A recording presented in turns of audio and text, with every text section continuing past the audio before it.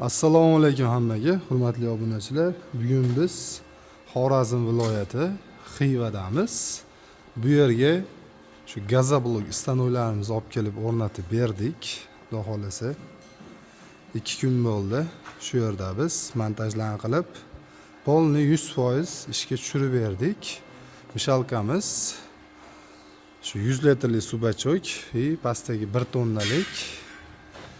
Xo'p, shu realistik joyini aytib o'tsam, 11 metrga 6 metr joy. Bu yerga o'sha 25 ta 30 tagacha qolib sig'averadi. Mana bir tarafini o'ziga 10 ta qolib terganimizda 5 metr joy o'tib qoldi. Bir tarafda o'ziga 15 ta, bu tarafiga 15 ta mana shunaqa ixcham joyga realistikga shuning uchun ko'p sig'adi.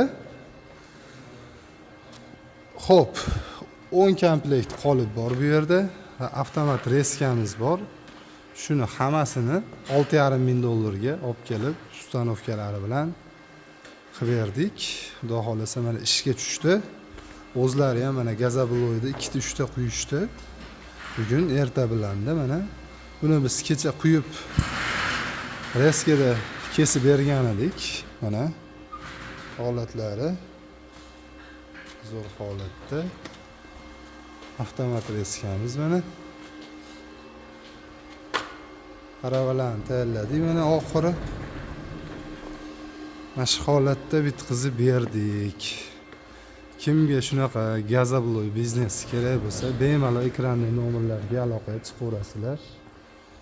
Hammasidan qilib beramiz. Mana qoliplarimiz ko'rsatib o'tsam, mana ichlari shu holatda quyiladi. Burchaklari yamalmaydi.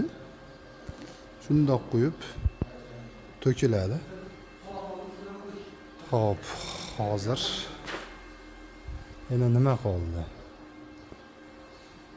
Hozircha mana shu narsalar. Gazoblok kimga kerak bo'lsa, Xorazm viloyatida bor. Endi bemalol aloqaga chiqaverasizlar.